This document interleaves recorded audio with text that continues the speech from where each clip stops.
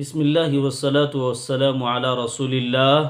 محرم الحرام میں کیا کام نہیں کرنا چاہیے، ان کے لسٹ کو ہم دیکھ لیتے ہیں کہ محرم الحرام میں ماتم کرنا اور خود کو اذیت دینا، پھاڑ چیر کرنا، اس طریقے سے کیا ہے بدن میں کاٹ مار، یہ سب چیزیں کیا ہے نہیں کرنی چاہیے۔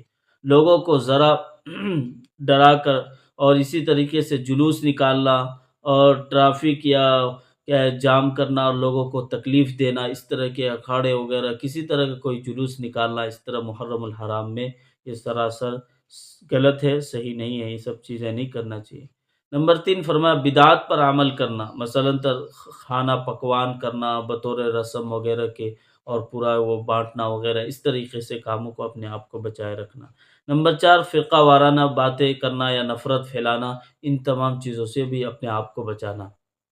اسی طریقے سے فرمایا کہ نمبر 5 کہ سینہ کوبی یا نوحہ خوانی، اس طرح میں شرکیہ یا کیا ہے کفریہ کلمات بولنا، ان تمام کفریہ یا شرکیہ کلمات سے بھی اپنے آپ کو بچائے رکھنا۔